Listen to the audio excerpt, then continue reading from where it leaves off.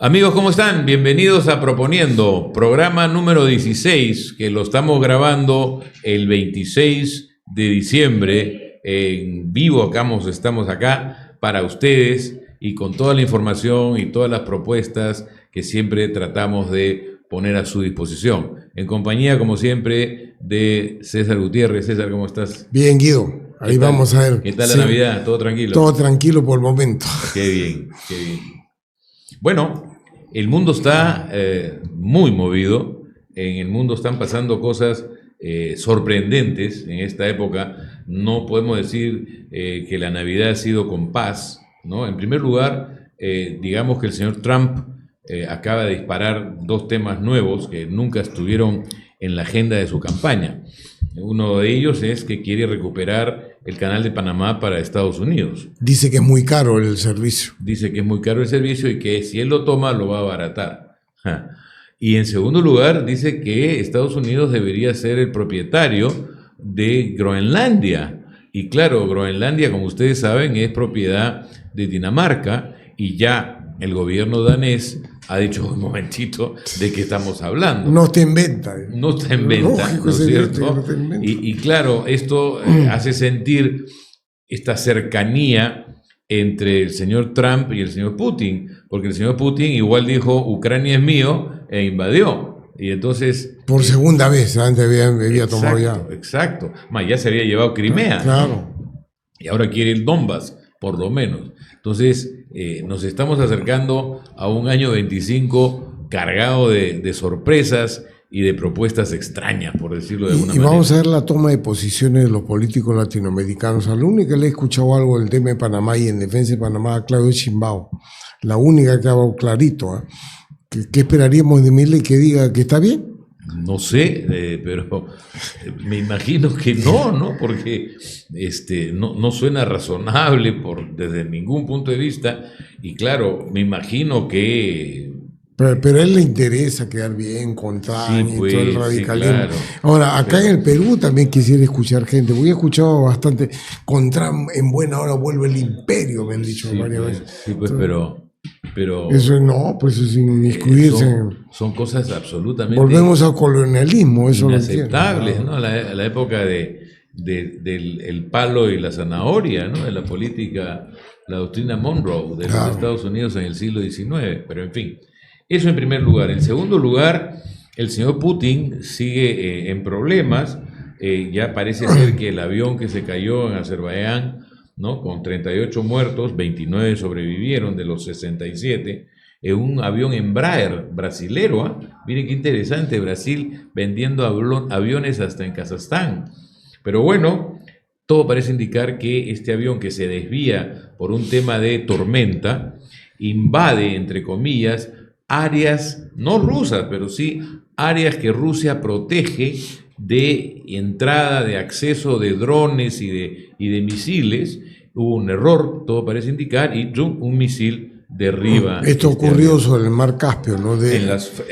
Camino de Bakú, que es la capital de Azerbaiyán, hacia Kazajstán. Así es, ¿no? Y entonces, claro, es una metida de pata. No ha sido hecho adrede, evidentemente, pero muestra la sensibilidad y la dificultad de llegar a acuerdos de mayor tranquilidad en el mundo. Al mismo tiempo, ya hay 100 norcoreanos muertos en el conflicto con Ucrania, y la noche de Navidad ha sido espantosa en Ucrania porque ha habido uno de los bombardeos más fuertes y más drásticos y más destructivos en Ucrania desde que empezó la guerra, ¿no? Eso es el entorno de lo que podemos transmitirles de la zona de conflicto. Bueno, habría que preguntarse, aparentemente Putin había estado muy mesurado, ¿qué lo motiva ahora a esta escalada bélica bastante dura, ¿no?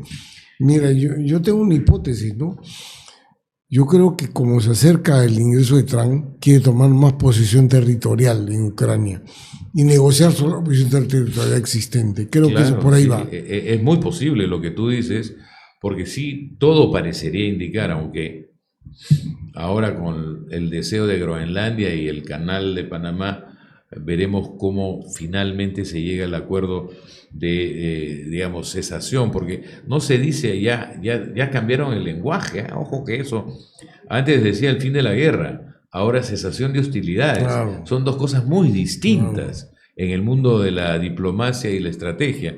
Cesación de hostilidades significa no nos seguimos matando, pero hay que ponernos de acuerdo en qué términos se entregan las condiciones para ya un tratado de paz. Claro, y los términos van a ser la ocupación territorial rusa, en la cual Ucrania ha salido muy, muy perjudicado, y Zelensky va a tener que salir corriendo por delante de Ucrania. E incluye, ojo que incluye dentro de las propuestas rusas para conversar, que se lleve a cabo elecciones en Ucrania.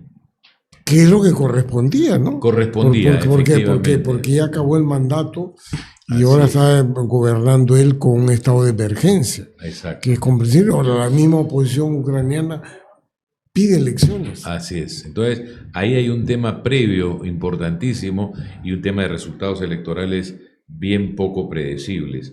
Al mismo tiempo, otro tema importantísimo es que el Estado de Israel, gobernado por el señor Netanyahu, que también debería llamar elecciones, acaba de atacar el Yemen, porque ahí hay un grupo de Houthis apoyados por Irán que han estado de alguna manera creando ciertos disturbios en la zona e inclusive han lanzado algunos misiles al sur de Israel.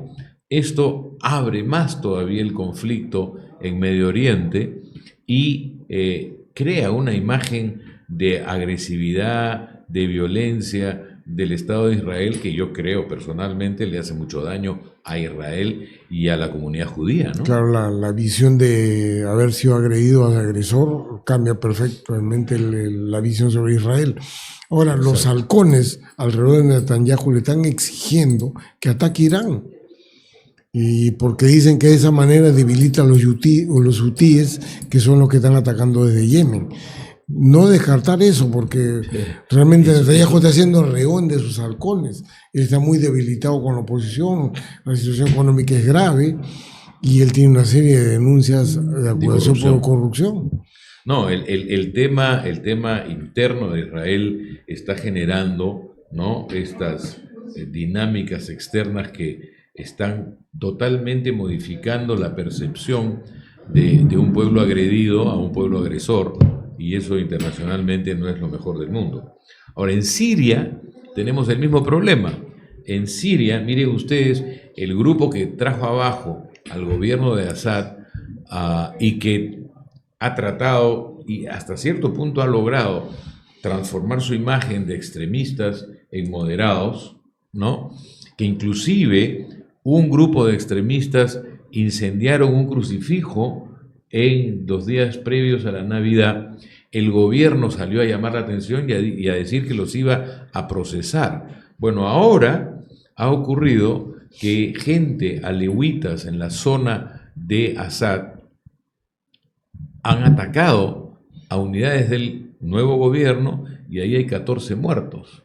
Y entonces esto está creando un clima de que ahí va a haber una especie de... Es lo que ocurrió en Libia luego de la caída de Gaddafi, ¿no? Se vuelve ingobernable el país. Todos contra todos. Y claro, ¿no? el insurgente, el líder que trajo abajo al Assad, dio un mensaje conciliador.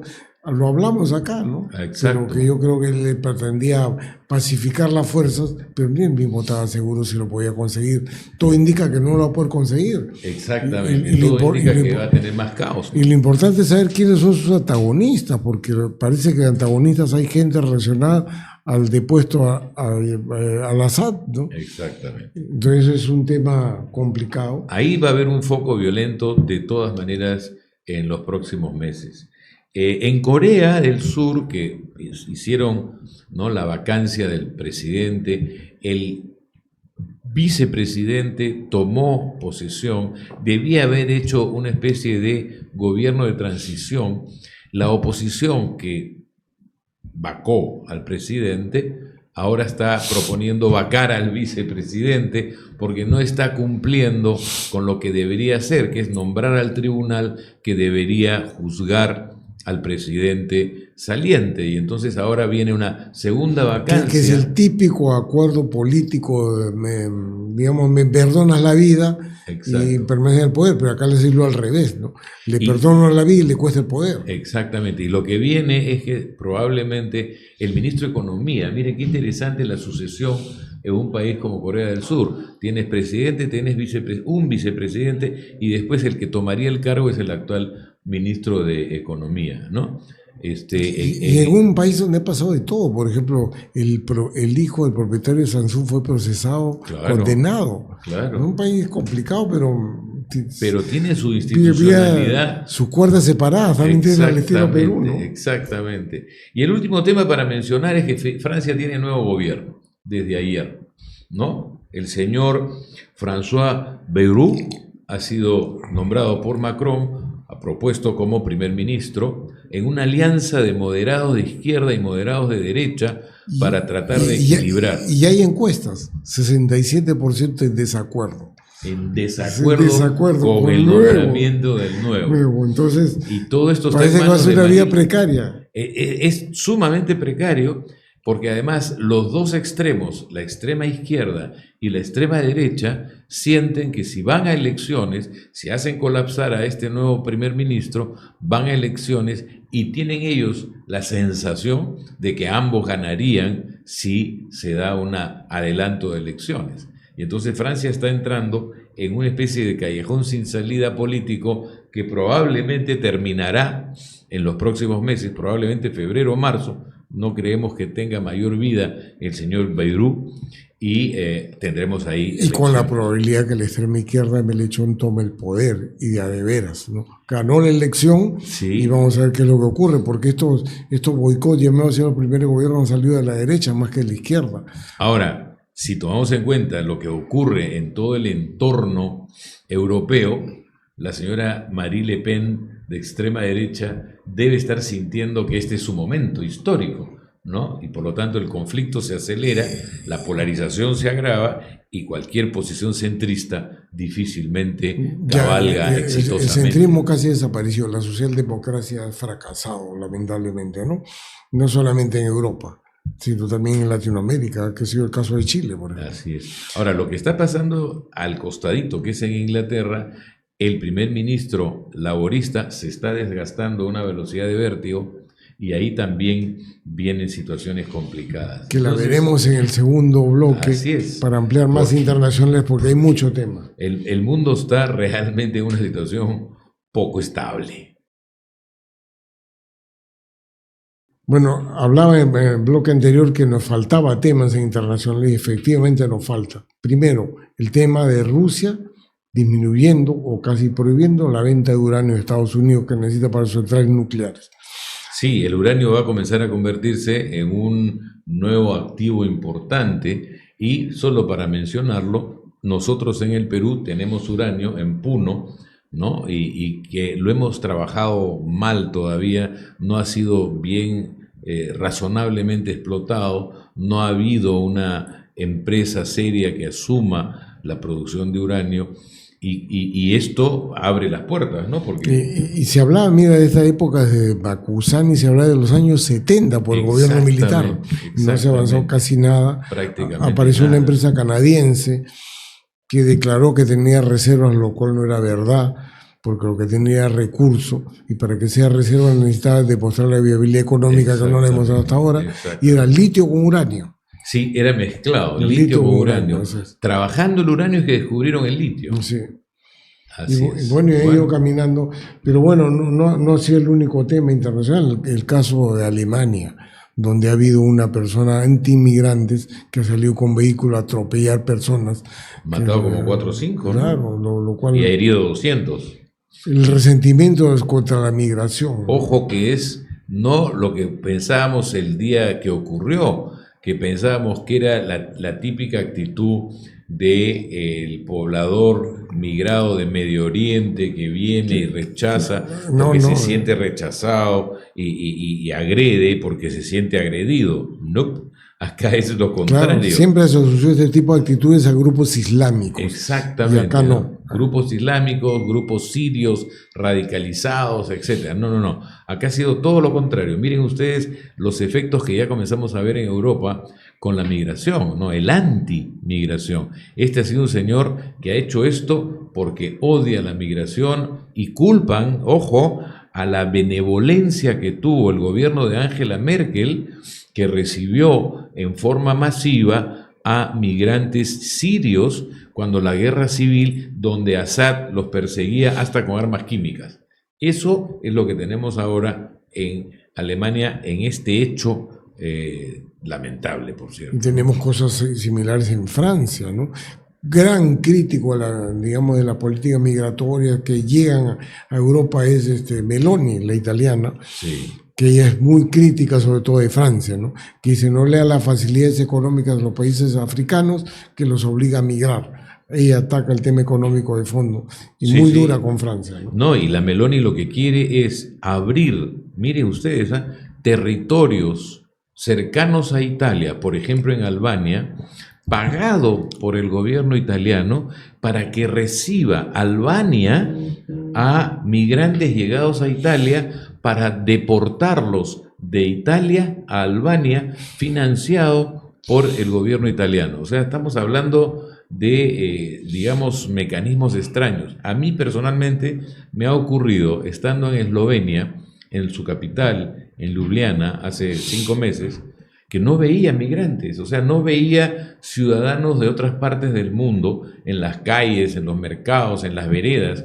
Y entonces pregunté, oye, ¿cómo es esto? Y la respuesta que recibí me sorprendió. La respuesta que recibí fue, acá no los queremos. Primera pregunta. Segundo, acá no les permitimos quedarse. Acá no les damos espacio, o sea, alquiler de un local, por chiquito que sea, está prohibido, pero no expuesto en un dispositivo, conversado, ¿no?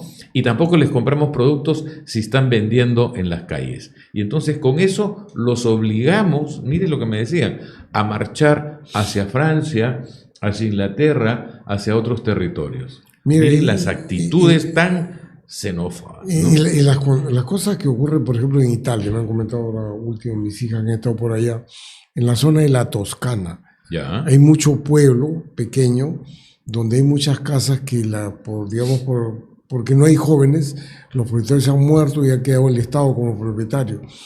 Y por $5,000 te venden una casa con Sí, el compromiso con el Estado de poder rehabilitarlo.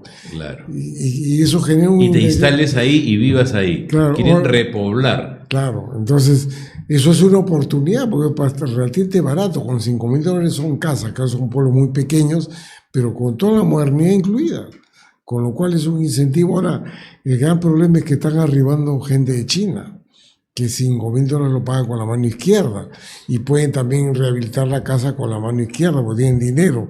Vamos a ver cómo se comporta Meloni con la migración china comprando viviendas en la Toscana, ¿no? Sí, claro, eso. Queremos ver cómo reacciona el gobierno italiano, sobre todo la señora Meloni, que tiene las ideas muy puestas de que migrantes no, así. Y yo creo que migrantes no incluye a árabes, a latinoamericanos y a asiáticos. Claro. Entonces, es un tema... Ahora, con los asiáticos no sé cómo va a ser, porque, por ejemplo, China prácticamente maneja el puerto de Trieste. Sí, claro. Que es un puerto importante. ¿Cómo hace con eso? Porque el capitán lo ha puesto chinos. Y acuérdate que Italia forma parte de la ruta de la seda, claro, ¿no? Establecida por Xi Jinping. Y hay mucha inversión inmobiliaria en zonas muy urbanas de propio Italia, en Roma sobre todo. Exactamente. Es increíble. Bueno, y bajando, de repente cambias si vienes con billetera gorda, la actitud es distinta, ¿no? Claro, ahora bajemos pues a Latinoamérica y vemos lo que está pasando en Bolivia. Ya prácticamente Bolivia está en una situación de guerra civil política por ahora, ¿no? Entre los dos socios del partido del MAS, ¿no? Evo Morales por un lado y Arce por el otro, ¿no? Ahora, las declaraciones de víspera de Navidad de parte de Arce han sido lapidarias, ¿no? Como decir, este señor es culpable de estupro. y por lo tanto debe ir a la cárcel, lo va a perseguir. Sí, claro. Pero Morales también sabe jugar en oposición. Y el mejor ejemplo es Sánchez Lozada, Sí, que claro. fue represor y terminó fuera. Podríamos terminar a la revés, con un Arce fuera y Evo Morales retornando. Mira, la incertidumbre, porque además todo esto en un clima de inestabilidad económica muy serio, ¿no? Hay gente que ve el futuro boliviano con mucha dificultad, ¿no? Y donde ven al sol peruano como si fuera el dólar por su estabilidad, ¿no? Sí, claro, ¿no? El chorodólar, para ellos es nuestra moneda nacional, ¿no? Ojalá que nuestro ministro sepa. Y el contrabando ha cambiado de sentido. Sí, el ahora se va contrabando para allá. de Perú a Bolivia. Ahora sobre estamos nosotros sobre todo en la sí. parte de combustibles, ¿no? Claro. Por la Sí, escasez, sobre todo del petróleo y de gasolinas. Ahora Sí, estamos sí. exportando ilegalmente. Pero es necesario bajar al Perú, Guido. Vámonos a Perú. Pero con una noticia que viene de Washington sobre Perú, que es el laudo que ha dado el CIADI, Me preocupa, ¿sabes? Centro de Arbitraje Internacional, que en relación al gasoducto subperuano ha decidido que el Estado peruano tiene que pagarle a uno de los socios del gasoducto, se llama Enagás, una empresa española, $200 millones. Sí. Es que sí, pues, cuando los gobernantes de los países como el mío no toman en cuenta en sus decisiones que hay un organismo internacional que se llama el CIADI, donde se puede apelar conductas equivocadas o fallas propias atribuidas a terceros, eso ocasiona este tipo de resultados negativos, por cierto. Ahora, ellos pedían 500. 500, le han dado 200. Le han dado 200, pero igual a mí me duele en el alma que el Perú tenga que sacar. Pero han 200. solicitado una reconsideración. Sí. Porque ellos vinieron manejando la noticia mucho en prensa, desde antes del laudo. Hace un año que lo están manejando. Claro. Que ya vienen los 500. Bueno, y han venido 200 de 500 y el valor de la acción de Enagás cayó en la bolsa. Con lo cual ahora han solicitado una reconsideración al tribunal arbitral. No sé si se la darán, pero genera un antecedente. Ahora, pocas veces hay reconsideración. Sí, no. Yo no veo creo. casi imposible que Enagás logre subir de 200 a 500. Ahora, lo que viene detrás es el reclamo de Brecht. No, hay cualquier cantidad de reclamos. Hasta Bacus tiene un reclamo contra el Perú. Ahora, en el caso, Bacus extranjero ahora, ¿no? En el caso del gasoducto, el valor contable neto de los bienes ha sido valorizado en $2.600 millones. Odebrecht el 55%. Eso lo va a reclamar y bajo la legislación que se vive profesionalmente de Perú, que es lo que le ha hecho perder en el CIADI, de todas maneras lo va a cobrar Odebrecht. De todas maneras. Ahí hablamos de no menos de $1.500 millones. Eso, ¿se imaginan ustedes? Una empresa que nos ha hecho tanto daño acude al CIADI y como nosotros hemos manejado tan mal nuestro proceso, nuestra forma de actuar con respecto a Odebrecht, ahora Odebrecht está en condiciones de que el CIADI le reconozca y le imponga al Perú un pago por daños y perjuicios. ¿De cuánto? $1.500 millones. $1.500 millones es lo que está en juego. Y se lo van a dar. Se lo van a dar porque justamente el reconocer 200 a Enagás Claro. era justamente por eso. Ahora, el tema es ¿cuál es el origen de esto? Se da la caducidad de la concesión en enero del 2017 del gasoducto subperuano. No has cumplido, te quedó la caducidad de la concesión y chao. Pero el gobierno de PPK saca un decreto de urgencia que dice: los contratos de concesión no establecen qué pasa cuando una concesión se caduca cuando no terminó la construcción. Y eso es claro en el decreto de urgencia. Al no haber, nosotros consideramos que debemos reconocer el valor contable neto de los bienes. Eso me parece completamente lesivo al horario nacional. Qué habilidad para Kuczynski hacer barbaridades de ese tipo. Y eso lo dice explícitamente el decreto de urgencia. Hay mecanismos para resarcir económicamente al concesionario cuando la concesión se da por caducidad cuando esté en operación, pero no la hay cuando esté en construcción, y por lo tanto consideramos que igualmente se le debe dar el valor contable entre los bienes. Eso es lo que están reclamando, y se lo van a dar. Sí, porque hay un dispositivo hecho por un gobierno soberano nuestro, liderado por el señor Kuczynski, que nos va a costar $1.500 millones. El tema, ¿por qué le dan 200 y no 500? Es porque los 300 restantes están relacionados a la carta fianza que pusieron al Estado peruano, claro. Y eso fue ejecutado. Pero en el siguiente bloque creo que hay que continuar con el tema, porque hay mucho más trasfondo de ese tema del CIADI. Sí, no, el CIADI es un dolor de cabeza permanente para el Perú por estos gobiernos que hemos tenido, que todos han jugado más en contra del Perú que a favor del Perú, ¿no? Todos. Y el caso vale la pena explorar. Hay varios temas por medio que van a hacer correlato a esto. Veámoslo en el siguiente bloque. Ahí vamos.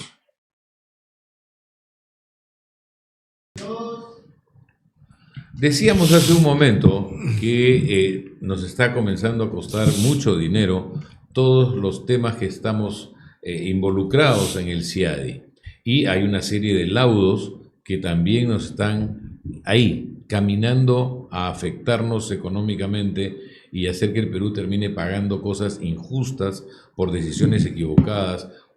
Miren, estoy siendo benévolo, digo decisiones equivocadas. En algunos casos me provocaría decir por corrupción de gobiernos pasados que han accedido a hacer cosas en favor de los que cobran afuera. No sé es el caso del gasoducto, ¿no? Por supuesto. Lo que acabamos de decir en el bloque anterior, sale a ser una interpretación muy particular del contrato y decir, como no hay nada escrito sobre la caducidad de una concesión en construcción, entonces te voy a reconocer valor contable dentro de los bienes.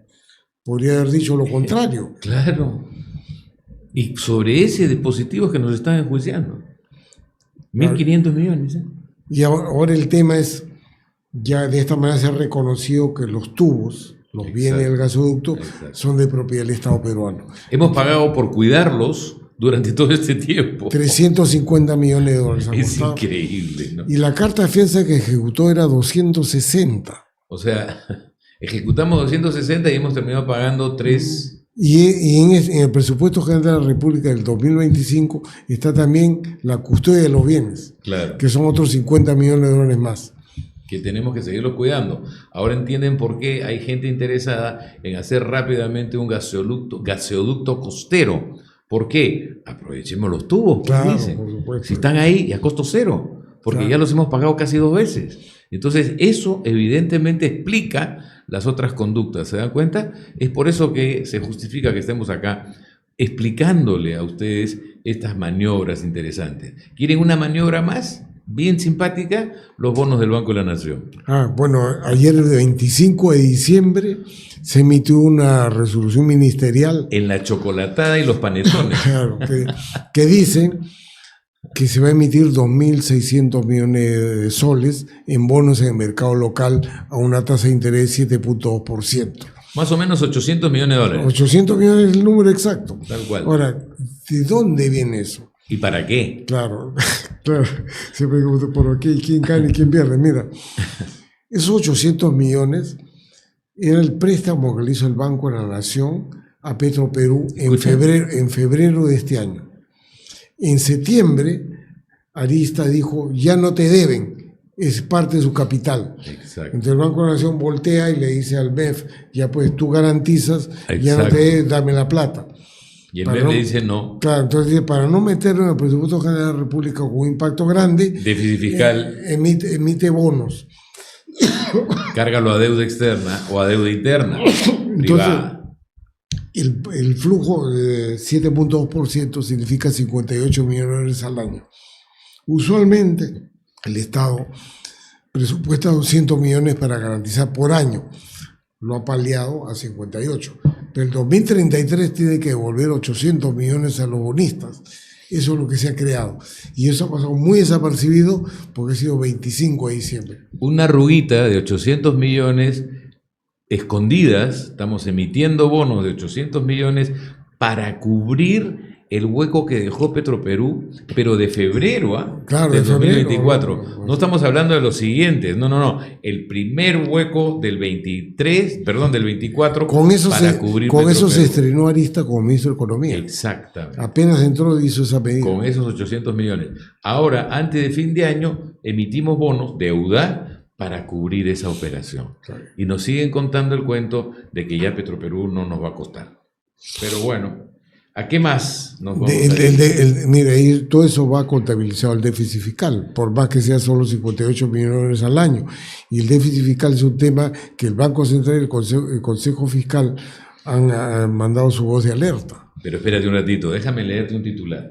Ministro Arista afirma que incumplir con las reglas fiscales es relativo. No. ¿Qué significará para él esto de es relativo? O sea, no es importa, importante. no importa. No, yo lo entiendo así, Claro. no es importante. Señor ministro, es recontra importante. Acuérdese la declaración que usted hizo a los 2 o 3 días de haber jurado de ministro. Lo primero que dijo, y no me lo voy a olvidar, era que había que corregir el gasto fiscal, sobre todo el gasto corriente, que era muy alto en el Perú, cuando juró de ministro. Y ahora me viene a contar que eso es relativo. Y usted está haciendo un déficit fiscal que camina alrededor del 4% del PBI. Y que creo que vamos a cerrar el 2024 con el 4%. Y mira, y la perspectiva del 2025, que dentro de un rato vamos a hablar de la perspectiva de la economía peruana para el próximo año, es entre 3.5 y 3.8. ¿eh? Claro. No hay gran... Claro, que como venimos de una recesión del año 2023, Exacto. Cualquier crecimiento es mejor que eso. Y además hemos incrementado el gasto corriente de una manera impresionante y hemos aceptado que el Congreso de la República incorpore una serie de gastos y se está discutiendo si nuevamente mantenemos reducido el IGB a los restaurantes. O sea, la farra fiscal va a seguir. ¿Y cómo se cubre la farra fiscal? De una sola manera. Ahí está Banco de la Nación emitiendo bonos para la farra fiscal con Petroperú. Vendrán otras farras, porque este presupuesto está desfinanciado. Y justo lo que tú dices, ¿no? Alonso Segura, como miembro del Consejo Fiscal, no como persona natural, ha anunciado que este presupuesto 2025 es un presupuesto desequilibrado. Exactamente. Una gran llamada de alerta. Por primera vez en años de años, que tenemos un presupuesto desfinanciado de apertura. Eso no lo teníamos antes. Esas son algunas de las perlitas que tenemos para lo que es nuestra economía. Ahora, hablando un poquito de nuestra economía, hay mucha gente que quiere más o menos una opinión de cómo va a ser el 2025. Y ahí déjeme decirle algunas cosas. Cuando hablábamos del inicio, como en estas fechas, hace un año, todo el mundo decía que el PBI del año 24 iba a crecer alrededor de 2%. Nosotros fuimos los únicos locos que dijimos 3.5. Fallamos. Ha sido 3.2, 3.3 es lo que va a salir. 2025, todo el mundo dice que va a ser 3. Volvemos a intentar fallar. Vamos a decir 3.8. ¿Por qué? Porque hay ciertos sectores que van a reaccionar positivamente. En primer lugar, no se olviden ustedes que el entorno internacional peor no puede estar. Pero los metales subieron de valor y nos favoreció mucho a Perú, que es cobre y oro, ¿no? China ya anunció que va a hacer un gran esfuerzo para reactivar su industria de la construcción. Eso. Bien para el cobre. Bien para el cobre, exactamente. O sea, por ahí no vamos a tener problemas.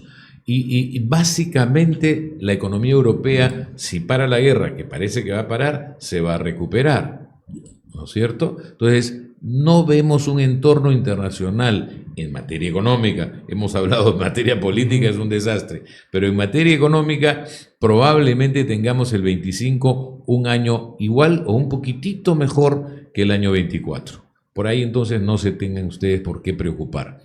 E internamente ya la industria de la construcción está repuntando, va a ser un sector importante en el año 25, de todas maneras. No hay agua en el norte, los reservorios están vacíos, no está lloviendo, eso va a afectar. Están vacíos y con poca capacidad por el sedimento que viene. Tanto sedimento hasta acá, ¿no es cierto? Nadie hace nada. Y nadie dice nada, pero ahí hay una labor importante. Sin embargo, todo parece indicar que esto se va a producir. Esta poca agua es porque se ha corrido el periodo de lluvias. Uh-huh. Y entonces va a venir la lluvia. De todas maneras, la agricultura no va a sufrir masivamente. Eso lo tenemos claro y no hay riesgo de fenómeno del Niño en las zonas productoras de agroexportación. Claro, ahorita no hay agua, ahorita viene, no se preocupen, viene el agua. Así como decíamos nosotros, no hay niño, cuando todo el mundo decía que había niño y no hubo niño, ahora le decimos no hay niño, viene agua suficiente para nuestra agricultura. Y la minería está bien por los precios, como tú muy bien has señalado, y entonces no hagan crisis emocional cuando le digan que la economía peruana del 25 va a estar mal. No, va a estar un poquito mejor que el 24, y eso, con un gobierno tan malo como el que tenemos y con un ministro que no se preocupa del tema fiscal, veremos qué pasa el 26. Pero el 25 lo sobreviviremos con, además, campaña electoral. No se olviden que la campaña electoral por supuesto, genera ingresos. No sé de dónde vendrán los dineros para la campaña Yo electoral. creo que del sector formal no va a venir. Del sector formal no va a venir. No, están judicializados los aportantes. Pero hay gastos, ¿no es cierto? Ahora han liberado al señor Klimper, ¿no? Al señor de las famosas comidas de los cócteles, ¿no es cierto? Pero bueno, resulta pues que en año electoral, siempre aparecen recursos por ahí y eso incrementa el consumo, el gasto. Entonces es un año manejable. 3.5 a 3.8 sin ningún problema. Ahora, los grandes aportantes en la campaña probablemente vengan del sector de minería informal, ¿no? Hay no menos de $1.000 millones ahí que fácilmente van a participar. Sí, ahora, hay una gran interrogante. Yo he visto que el Perú lo ha sacado del ranking del top 10 de la producción de oro. Sí, pues, pero eso es a medias. Esa es la formalidad. Esa es la formalidad. Claro. Las empresas grandes, hablemos claro, ¿no? Acá hay una guerra mediática fortísima entre la gran minería y la minería artesanal. Con el hecho de que la minería artesanal ya se dio cuenta que la guerra mediática la perdió.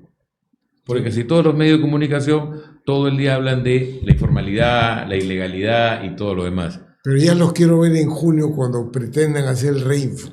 Pero tienen carreteras. Ya aprendieron los informales, ya aprendieron que cierran carreteras y le están cerrando la carretera al gobierno antes de fin de año si no le aprueban, no le firman y le promulgan el reinfo. Así de sencillo. Bueno, quiero ver la cintura que tiene el ministro de Energía y Minas, que tiene encargado a sola firma, por decreto supremo. Y están pidiendo la cabeza de su viceministro, claro, que es del gobierno del periodo del señor Mucho. Es que mientras no resolvamos lo esencial del conflicto entre la gran minería y la minería artesanal y nos atrevamos a sentarnos en una mesa a resolverlo como debería ser y ver qué hacemos con las concesiones, porque por si acaso solo el 3% del territorio peruano concesionado a minería es trabajado. ¿Tú te imaginas eso? Mira, el 3% de todo, y todo está concesionado. Y hay un dato sobre eso. 15 empresas tienen el 80% de las concesiones. 15 empresas el 80% de las concesiones. Entonces, ¿se dan cuenta dónde está el conflicto? Y esas 15 empresas son evidentemente las que quieren mantener esas concesiones. Y entonces ahí está todo el conflicto. Bueno, hay más del terreno local. Ahora, déjame decirte algo adicional chiquitito. ¿Por qué hemos salido del ranking de los top 10? Porque se está yendo cualquier cantidad de la producción de oro a Bolivia, donde no los molestan, no los persiguen. Y ya lo formalizan. Y allá lo formalizan, y ahora está pasando lo mismo con la frontera con Brasil. Por Inampari está saliendo más o menos entre 600 y 500 millones de dólares también por esa ruta. Y entonces, no es que hemos salido del top 10, o sea, el Perú está produciendo más oro. El tema es cómo se registra, ¿no? En el registro y en la contabilidad es donde está fallando la información. Dale. Hablemos del siguiente bloque, más temas locales. Oye, han cerrado.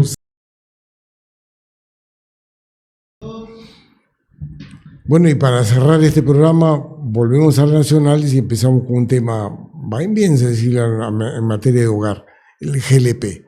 Caramba. Han disminuido 41% los locales de venta de GLP, pero la demanda sube. Los puntos de venta. Los puntos de venta, los locales se venden en los distritos, ha disminuido 41%. ¿Y por qué? Pues el avance del gas natural. Ya. Pero la demanda de GLP se ha incrementado. Y la pregunta es, ¿dónde se ha ido esa demanda de GLP? Dice, en la zona rural, donde todavía se cocina con leña, hay 1.300.000 hogares que no tienen GLP, que cocinan con leña o carbón. Ya. Entonces se está desplazando la demanda a donde debería llegar, pero el volumen total está creciendo. Y por otro lado, el GLP vehicular, que casi ocupa mayor volumen que el GLP domiciliario. Ahora, entonces se está produciendo un desplazamiento. Claro. El gas natural está invadiendo zona urbana, territorios que antes eran exclusivos de GLP, y el GLP está yéndose a zonas rurales, más distantes, claro, más rurales, pequeños pueblos, etcétera, y ahí está entrando el pero GLP. Claro, pero eso también genera un discurso demagógico, ¿no? Sí, claro. Porque dicen, el gas natural es la solución en zona urbana y con claro, plata del Estado, porque las conexiones y el tendido de redes con plata del Estado y con fondos que nosotros todos aportamos, se llama el FICE. Pero en la zona rural nadie los apoya. La mayor contribución es el gas natural. En la zona rural es casi autosostenido. Se están yendo locales a zonas rurales y a incrementar el volumen de GLP, lo cual es significativo.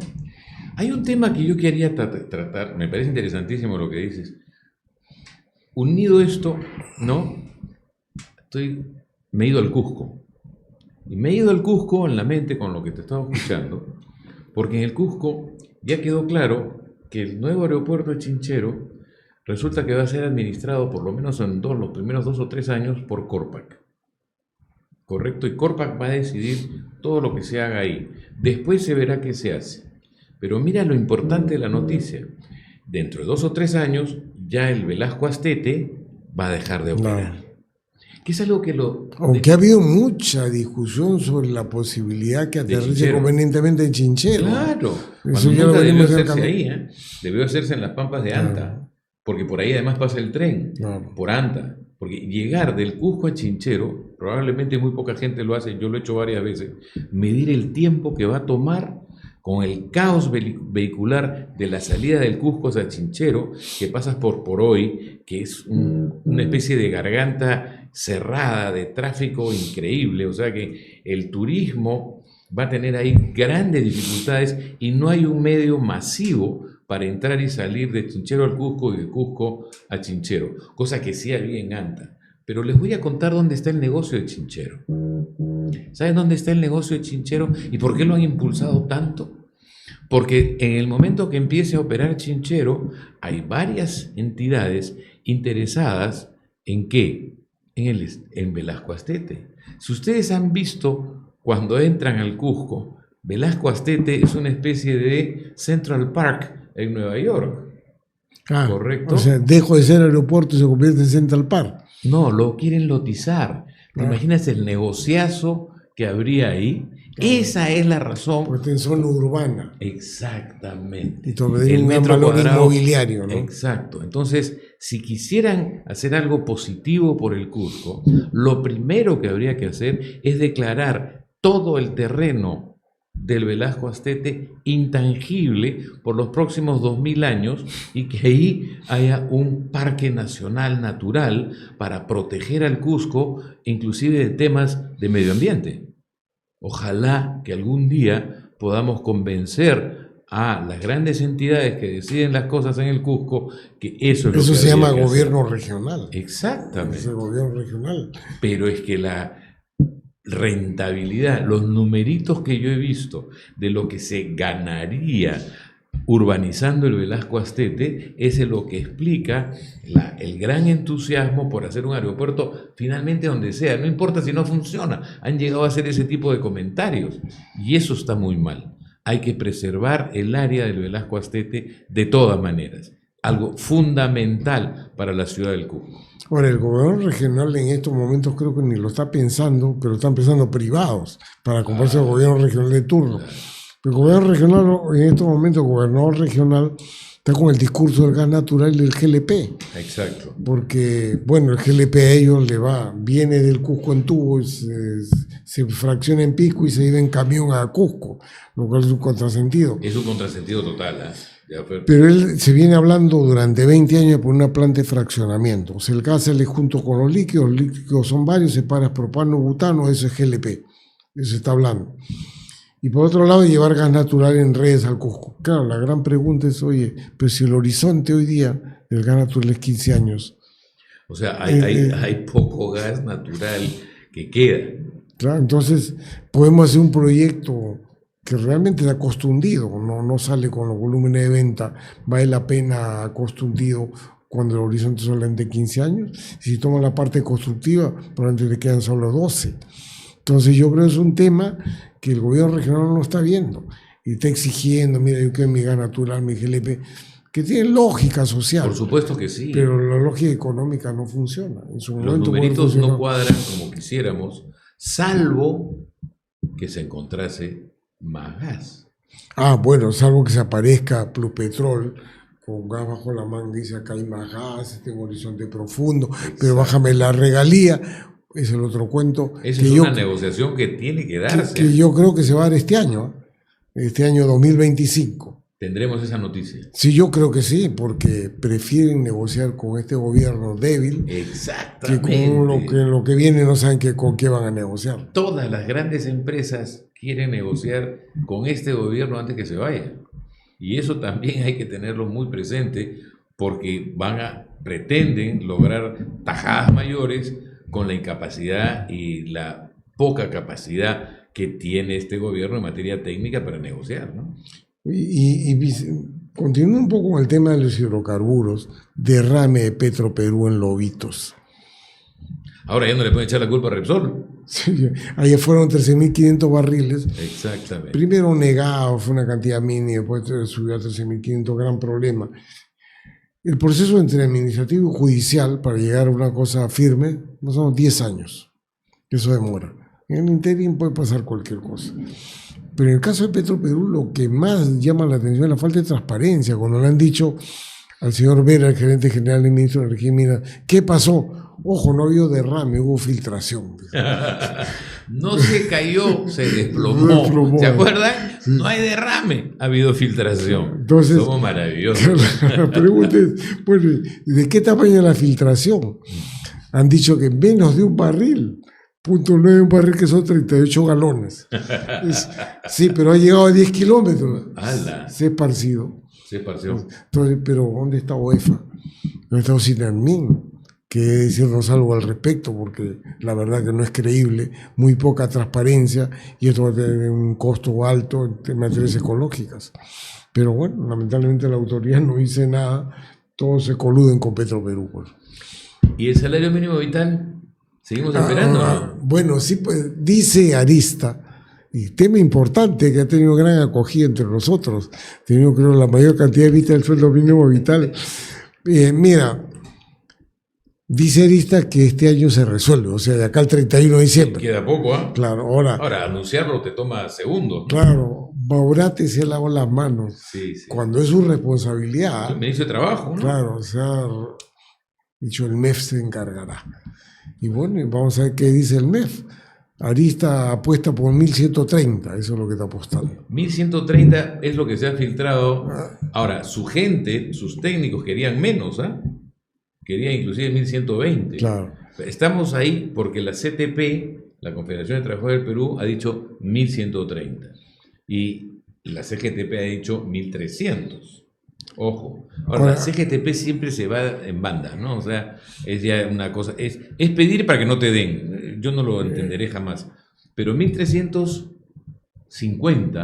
1.330, 1.350 sería lo que más o menos correspondería a la inflación acumulada. Exacto, desde el último momento. Que es yo lo decía el otro día en una entrevista, es más o menos lo mismo que lo que se ha subido la UIT. Claro. La UIT la han subido técnicamente, dicen. Ahí no escuché al presidente del Banco Central decir que tiene que hacerse con mucha responsabilidad. La UIT a nadie le importa, ¿no? Ni a la CGTP. Al sueldo mínimo se importa, con mucha responsabilidad. El sueldo mínimo, todo el mundo pitea. La UIT, todo el mundo la asume nomás, ¿no? Es una cosa sorprendente, cómo la técnica sí es muy importante en el sueldo mínimo y no se dice nada. Hoy de garro de vestiduras, ¿ah? Los restaurantes van a quebrar. Sí, todo es dañino. Pero cuando sube la OIT, pasa piola, qué bien, técnicamente se ha calculado. Qué raro que en el bloque ¿no? anterior tú hablaste del IGB, los restaurantes. Claro. Y lo que hay que agregar a eso es que ya tiene un voto favorable en una primera votación. Sí, se viene en la segunda votación se va a dar y en la comisión permanente. Además, el ministro de Arista, cuando se quejó, dice que le había generado un desfalco, un hueco fiscal de 800 millones. Yo me sorprendía, decía, pero si solamente esto favorece a los pequeños restaurantes. Y los pequeños restaurantes son bien informales, ministro. Claro. ¿Cómo juega esto? Alguien me lo tendría que explicar. No 800 millones de soles comparado con 800 millones de dólares de bonos para Petro Perú. Ya es nada, pues si hacemos en el mundo las comparaciones, ¿no? Pero en fin, dejémonos de quejar y deseemos a la gente un mejor año, ¿no? Mira, y hay un tema que este año o la semana pasada generó mucha polémica, como 12.000 que ha tenido mucha gente que ha opinado, el tema del Bitcoin y las criptomonedas. Yo creo que vale la pena invitar a un especialista y conversar con alguien, preguntarle para informar al público. ¿Uno a favor o uno en contra? Busquemos uno a favor. Uno a favor. Porque nosotros somos un poco escépticos, ¿no? Y lo que hemos hecho nosotros es mostrar los altibajos, mostrar la volatilidad, mostrar el riesgo. Pero bien, hay que preguntarle a él que es un especialista en ese tema, porque acá en economía hay especializaciones. Claro. Y esto es una especialización. Pero hay mucho interesado, porque gente quiere apostar al Bitcoin como una forma de ahorro y hay que ilustrarlo. Bueno, será para los próximos programas. Sí, claro. Con esto creo que nos despedimos el año y empezamos en enero, ¿no? Los esperamos en enero con el mayor entusiasmo. Aquí vamos a estar tratando de darles toda la información necesaria y suficiente, internacional y nacional, de economía y política, para que usted siempre esté lo mejor informado posible. Feliz año, pásenla lindo. Y feliz año a toda la gente que nos sigue. A toda la gente que nos sigue. Cuídense mucho.